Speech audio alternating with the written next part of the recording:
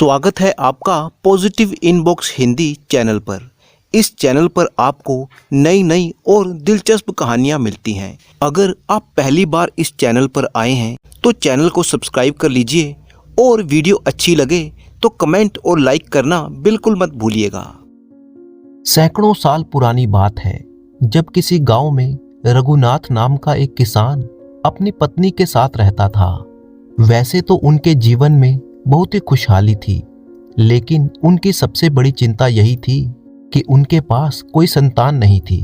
बरसों तक जब उनके कोई संतान पैदा नहीं हुई तो रघुनाथ ने दूसरी शादी करने का फैसला किया। कुछ समय के बाद उसकी दूसरी पत्नी गंगा ने एक सुंदर सी बच्ची को जन्म दिया।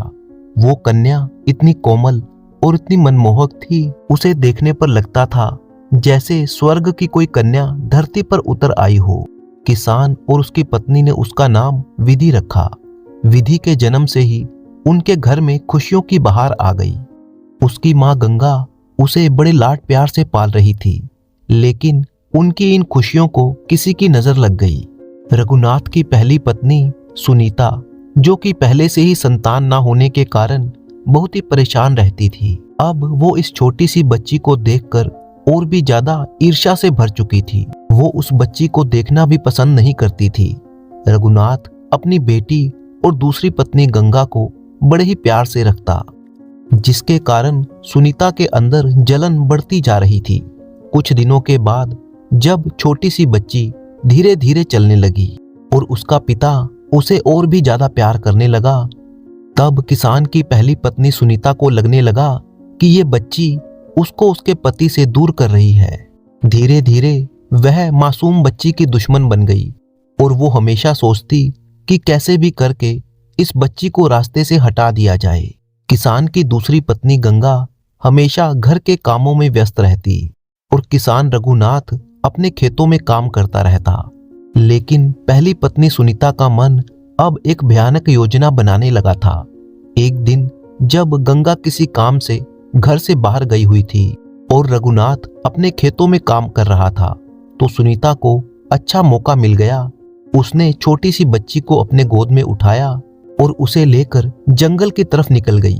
वो मन ही मन सोच रही थी, अगर ये बच्ची मेरी दुनिया से चली जाए तो मेरी सारी परेशानियां खत्म हो जाएंगी। ना रहेगा बांस और ना बजेगी बंसुरी। धीरे धीरे चलते हुए वो जंगल में पहुंच गई, जहां पर दूर दूर तक कोई नहीं था, केवल पक्षियों और पत्तों की आवाज सुनाई दे रही थी। सुनीता ने अपने चारों ओर नजर दौड़ाई। जब उसे इस बात का यकीन हो गया कि उसे कोई देख नहीं रहा, तो उसने बच्ची को अपनी गोद से उठाकर झाड़ियों के बीच पटक दिया। छोटी सी बच्ची जमीन पर गिरते ही जोर जोर से रोने लगी, लेकिन सुनीता के मन में बिल्कुल भी दया नहीं आई। उसने एक बार भी पीछे मुड़कर नहीं देखा और जल्दी जल्दी अपने गांव वापस लौट गई, जैसे कुछ हुआ ही ना हो। वो मासूम बच्ची झाड़ियों में पड़ी हुई रोती रही, बिलखती रही, जोर जोर से रोती रही। कहते हैं कि बच्चे भगवान का रूप होते हैं और भगवान अपने बच्चों को कभी बेसहारा नहीं छोड़ते। नजदीक ही एक बहुत बड़ा पेड़ था, जिस पर एक बंदरिया अपने बच्चों के साथ रहती थी। बंदरिया अपने बच्चों को सीने से लगाए बैठी थी कि अचानक उसे किसी बच्चे के रोने की आवाज सुनाई दी। वो चौंक पड़ी और पेड़ से उतरकर झाड़ियों की ओर भागने लगी। उसने देखा कि एक छोटी सी बच्ची भूख और दर्द से रो रही थी।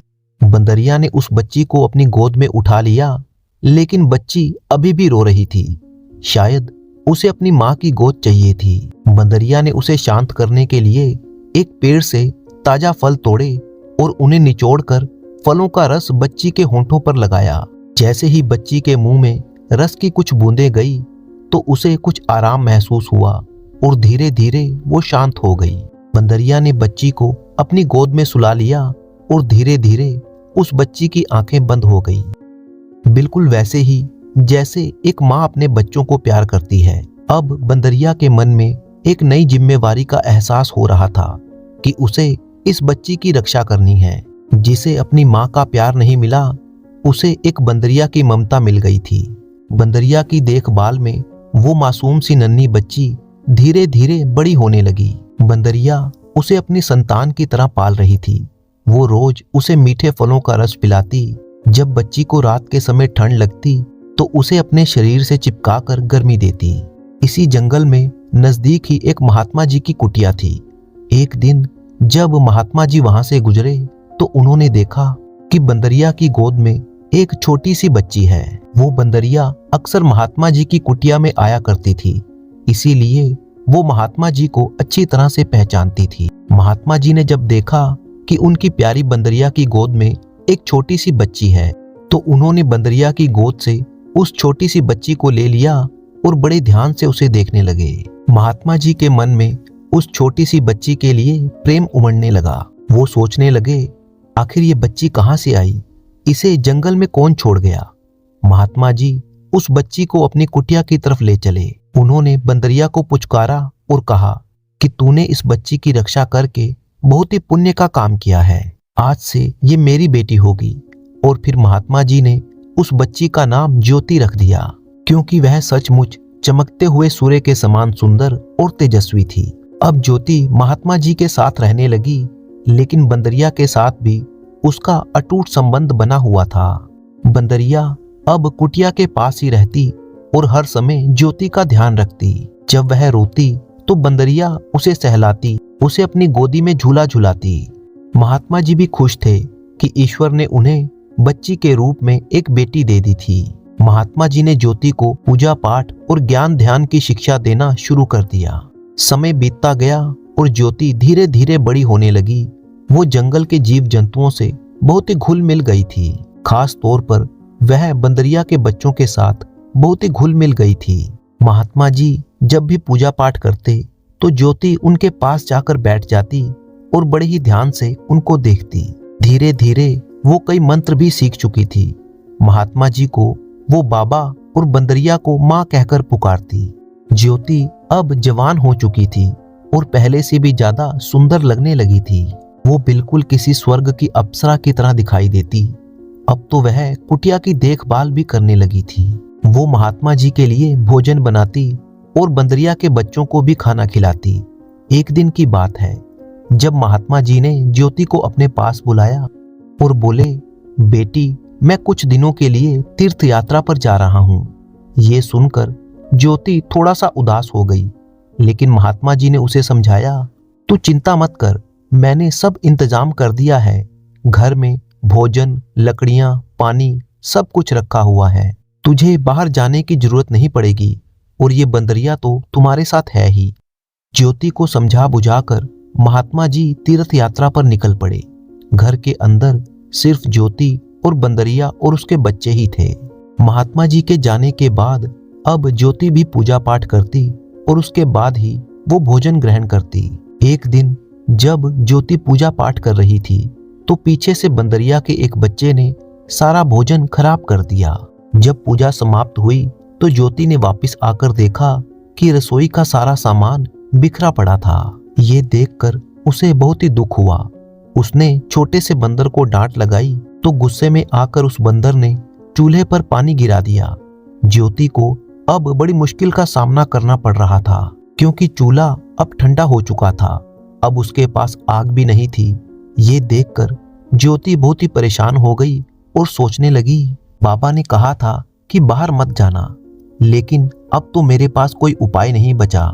जब ज्योति ने देखा कि बंदरिया और उसके बच्चों ने कुछ भी नहीं खाया है तो उसे बहुत ही दुख हुआ। बंदरिया का वो शरारती बच्चा भी अब दुखी हो रहा था कि उसके कारण चूल्हे की आग बुझ गई और सबको कितना नुकसान झेलना पड़ा। ज्योति को भी तेज भूख लगने लगी थी। उसे समझ में नहीं आ रहा था कि क्या किया जाए, आग कैसे जलाई जाए। तभी उसकी नजर कुटिया के बाहर गई, जहां पर उसे हल्का हल्का धुआं उठता हुआ दिखाई दिया। शायद किसी ने बाहर चूल्हा जलाया था। उसने सोचा, चलो उस झोपड़ी से आग मांग कर लाती हूँ।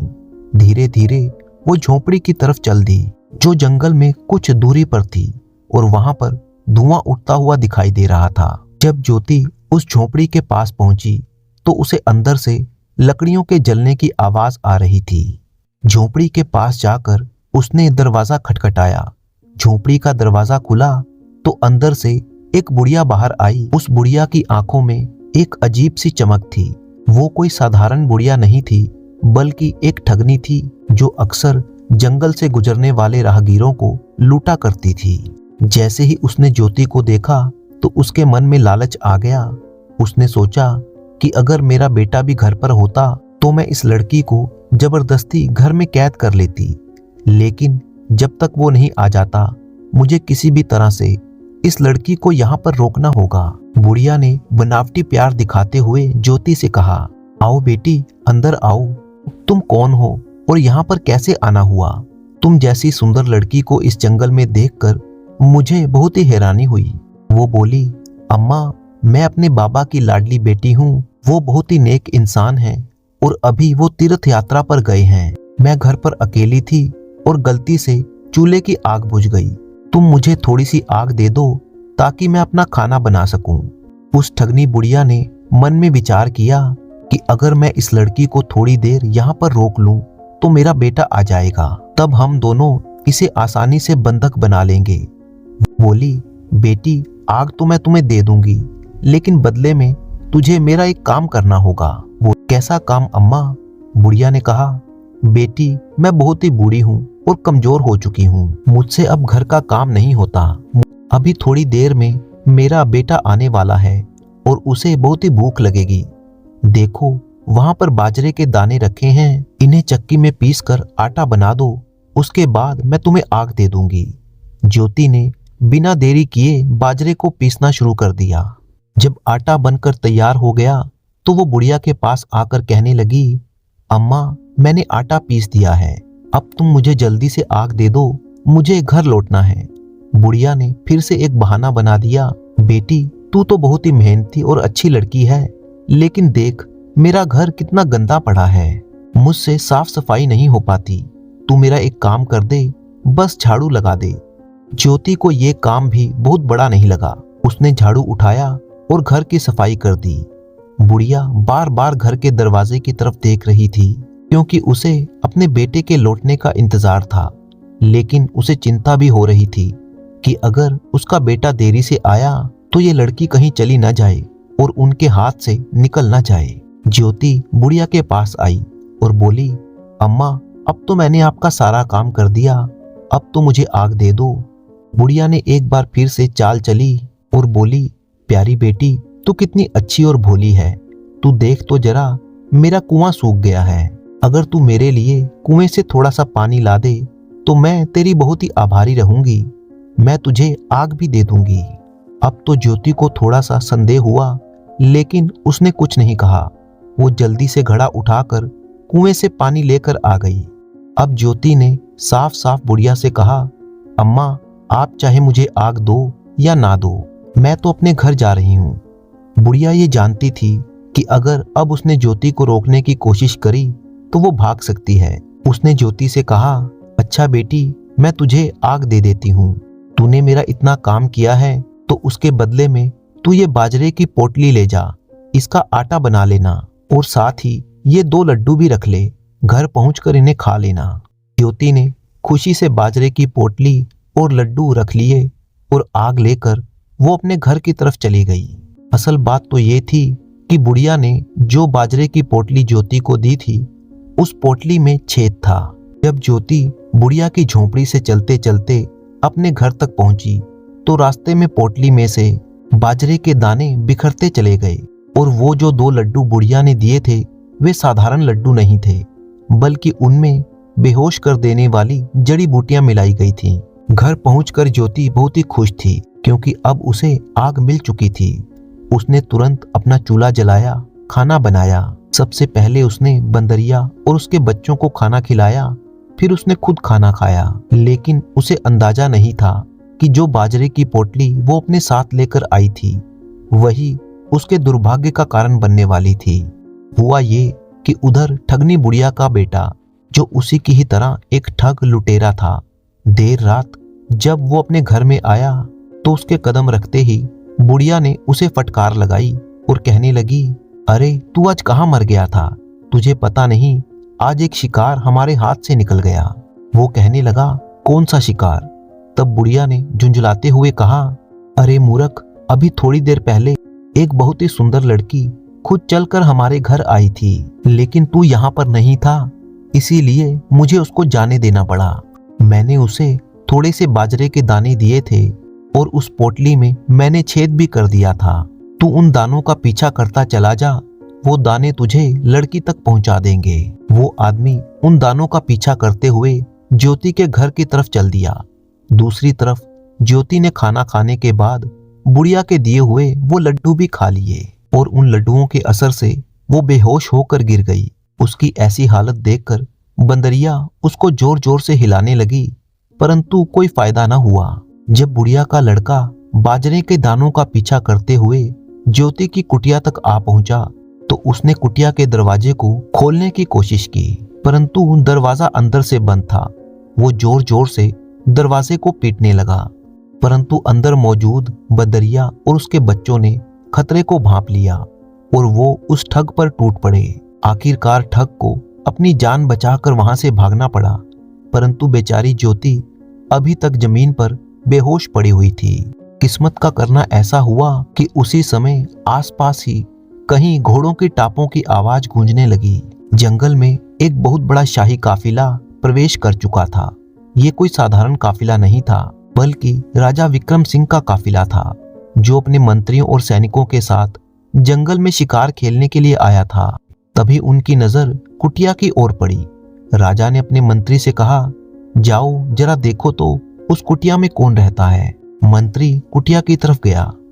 जब उसने अंदर झांका तो तेजी से बाहर आ गया। राजा ने पूछा, क्या हुआ मंत्री जी?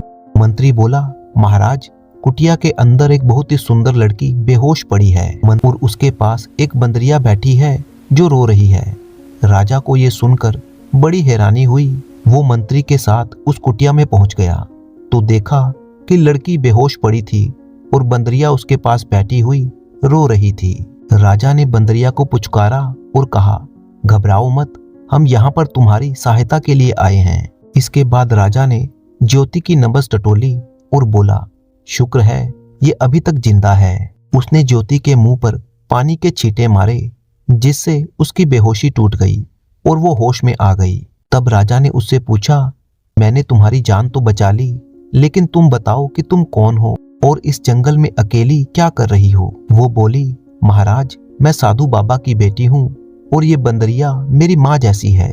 ये सुनकर राजा को बहुत ही आश्चर्य हुआ कि ये बंदरिया तुम्हारी माँ है। अब तो राजा के मन में कई सवाल उठने लगे। साथ ही साथ वो ज्योति की सुंदरता और उसकी मासूमियत को देखकर उस पर मंत्रमुग्ध हो चुका था। उसने ज्योति से कहा, तुम जैसी सुंदर और कोमल लड़की को इस जंगल में अकेले नहीं रहना चाहिए। अगर तुम चाहो तो मेरे साथ मेरे महल में चल सकती हो। वहां पर तुम्हारी देखभाल भी हो जाएगी। तुम्हारे बाबा को भी वहीं पर बुला लिया जाएगा और इस बंदरिया के रहने के लिए वहां पर मैं इंतजाम करवा दूंगा। ज्योति को भी लगा कि हाँ, महल में जाना सुरक्षित होगा, क्योंकि बाबा को तो अभी तीर्थ यात्रा से आने में काफी दिन लग जाएंगे। उसने राजा का प्रस्ताव स्वीकार कर लिया और बंदरिया को साथ लेकर वो राजमहल चली गई। जब राजा ज्योति को लेकर महल में आ गया तो राजा की माता ने राजा से पूछा, बेटा, तुम इस लड़की को किस रिश्ते से यहाँ पर लेकर आए हो? लोग तुम्हारे बारे में तरह तरह की बातें करेंगे। अगर तुम्हें सचमुच इससे प्यार है तो तुम इसे अपनी रानी बना लो। इससे इसका मान सम्मान भी बना रहेगा और किसी को कोई आपत्ति भी नहीं होगी। राजा को ये बात बहुत ही अच्छी लगी। वो तो पहले ही ज्योति की सुंदरता और उसकी मासूमियत पर फिदा हो चुका था। कुछ ही दिनों के बाद उसने ज्योति से शादी कर ली। राजा की एक रानी पहले से भी थी। अब क्योंकि उसने ज्योति से शादी करके उसे अपनी दूसरी रानी बना लिया था, तो राजा ने उसके आराम के लिए एक दासी उसकी सेवा में लगा दी, जो कि एक बूढ़ी औरत थी। वो ज्योति से बहुत ही प्रेम करती थी और उसे अपनी बेटी की तरह मानती थी।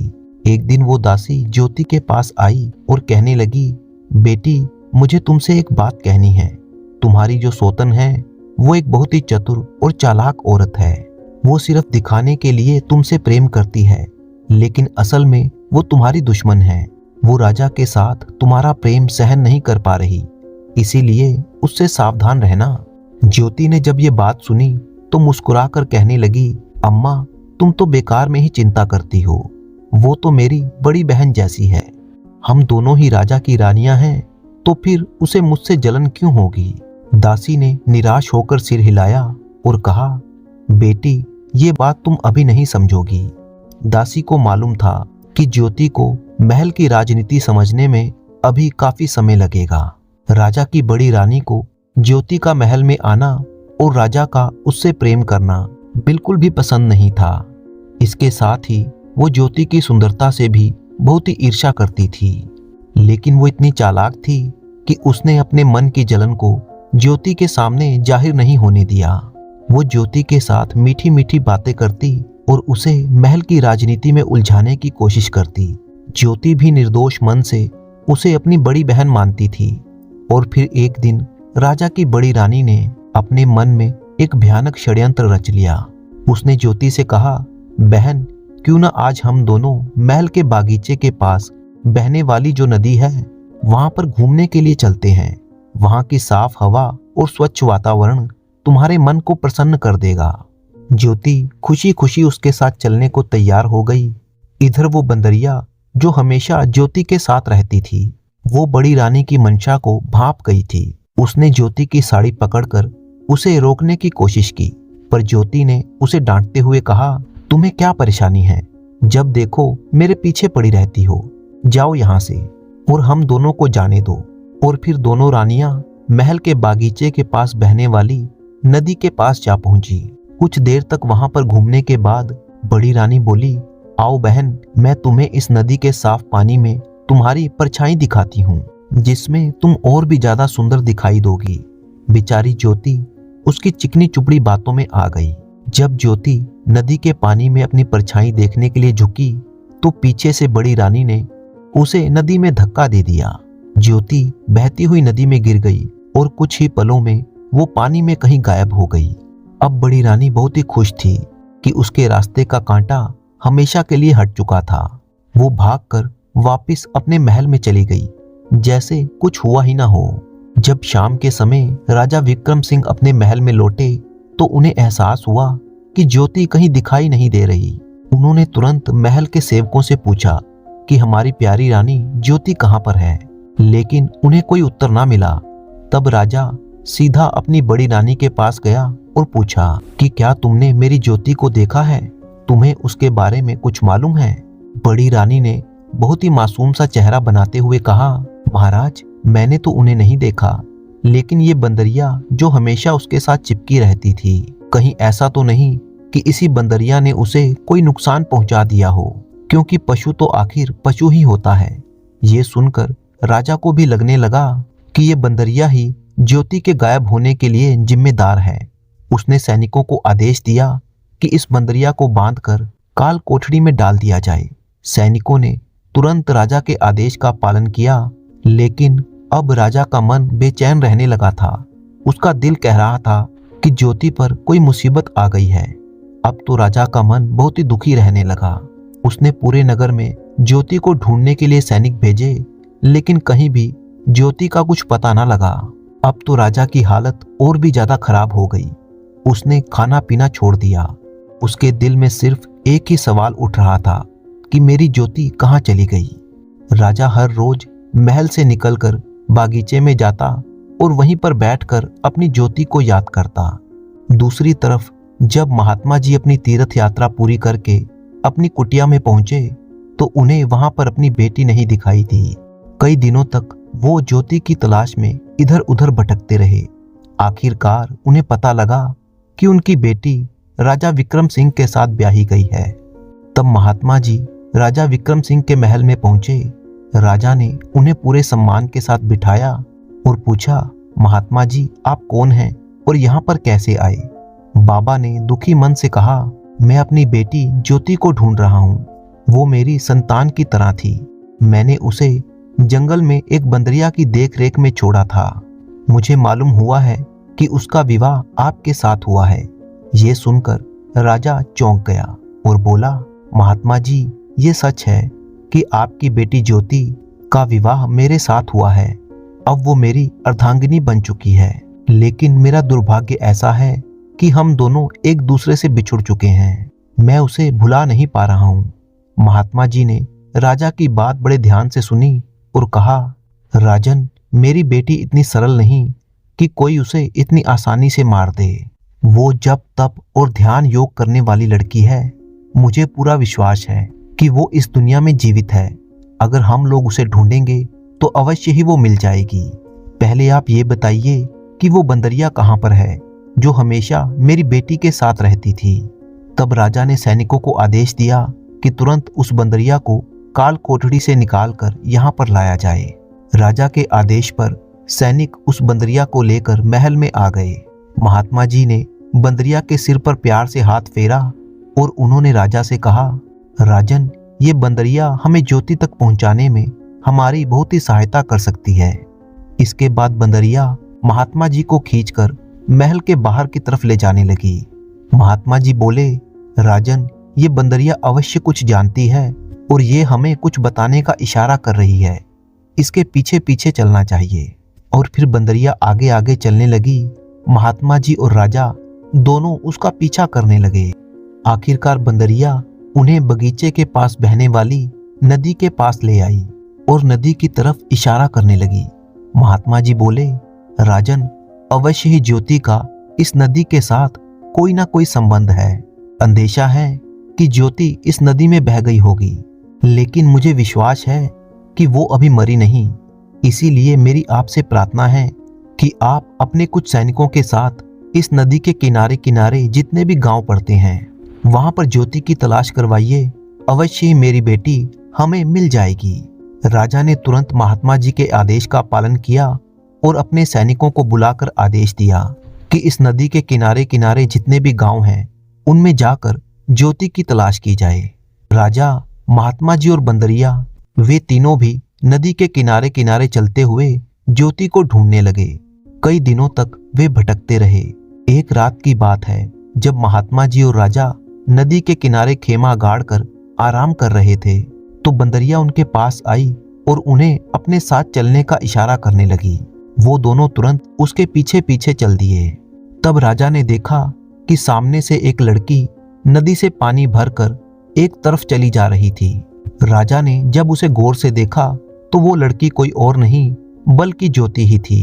राजा ने उसे आवाज लगाई और उसके पीछे दौड़ा, परंतु उस लड़की ने मुड़कर नहीं देखा और तेजी से अपने घर के अंदर दाखिल हो गई। राजा दौड़ते हुए उस घर के दरवाजे तक पहुंचा और उसने दरवाजा खटखटाया। अंदर से एक औरत बाहर निकली और उसने पूछा, कहिए आप कौन हैं और क्या चाहते हैं? राजा बोला, अभी अभी मेरी पत्नी ज्योति इस घर के अंदर गई है, मैं उससे मिलना चाहता हूँ। उस औरत ने जवाब दिया, यहाँ पर तो सिर्फ मैं और मेरी बेटी रहते हैं। राजा ने कहा, नहीं, वो मेरी पत्नी ज्योति है, आप एक बार मुझे उससे मिलवा दीजिए। ठीक उसी समय बंदरिया भी पीछे पीछे आ चुकी थी। घर का दरवाजा खुला देखकर वो अंदर चली गई तो सामने ही ज्योति थी।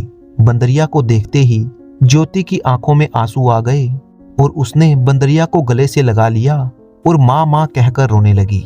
राजा और उस औरत ने जब ये दृश्य देखा तो वे भी अंदर आ गए। पीछे पीछे महात्मा जी भी वहां पर पहुंच चुके थे। राजा ने ज्योति से पूछा, मुझे पक्का विश्वास था कि तुम जिंदा हो, परंतु तुम लौटकर महल क्यों नहीं आई? तब ज्योति ने अपनी आप बीती बताते हुए कहा, राजन, मैं ऐसे महल में नहीं रहना चाहूंगी जहां पर ईर्ष्या और द्वेष के कारण लोग एक दूसरे के दुश्मन हों। आपकी बड़ी रानी ने मुझे जान से मारने के लिए नदी में धक्का दे दिया था, लेकिन मैं मरी नहीं। बहते बहते मैं नदी के इस किनारे तक आ पहुंची जहां पर इन माताजी ने मुझे बचा लिया और एक नया जीवन दिया। परंतु मैं लौटकर महल नहीं गई क्योंकि मैं जानती थी कि अगर मैं फिर से वहां पर गई तो मेरे खिलाफ साजिश की जाएगी। राजा ने ज्योति की पूरी बात सुनी और उससे कहा, ज्योति, तुम बिल्कुल भी चिंता ना करो, अब तुम्हारी सुरक्षा की सारी जिम्मेदारी मेरी है। बड़ी रानी को उसके किए की सजा दी जाएगी, परंतु तुम मेरे साथ महल चलो। इतने में महात्मा जी ने ज्योति को समझाते हुए कहा, बेटा, महाराज ठीक कहते हैं, तुम्हारी जगह यहाँ पर नहीं बल्कि महल में है। अब तक जो भी तुम्हारे साथ हुआ उसे एक बुरा सपना समझकर भूल जाओ। मुझे विश्वास है कि महाराज तुम्हारी सुरक्षा की पूरी व्यवस्था करेंगे। और फिर अपने पति और अपने पिता के समझाने पर ज्योति राजा के साथ चलने को तैयार हो गई। राजा अपनी पत्नी को लेकर जब महल में पहुंचा तो ये सब कुछ देखकर बड़ी रानी हैरान रह गई। राजा ने तुरंत बड़ी रानी को उसी समय देश निकाला देने की सजा दे दी और सैनिकों से कहा कि इसे पकड़कर राज्य की सीमा से बाहर फेंक दिया जाए। राजा के आदेश का तुरंत पालन किया गया। अब ज्योति राजा के साथ महल में रहने लगी और वो बंदरिया हमेशा उसके साथ रहती थी और एक माँ की तरह उसकी देखभाल करती। महात्मा जी अब निश्चिंत होकर वापस अपनी कुटिया में चले गए और एक बार फिर से वो ईश्वर की भक्ति में लीन हो गए। तो दोस्तों, मुझे पूरी उम्मीद है कि आपको ये कहानी बहुत ही पसंद आई होगी। तो इसी तरह की कहानियां देखने के लिए चैनल को सब्सक्राइब कर लीजिए। अपने अच्छे अच्छे कमेंट करना बिल्कुल मत भूलिएगा। अपने कमेंट के साथ अपना नाम और अपने शहर का नाम भी जरूर लिखें।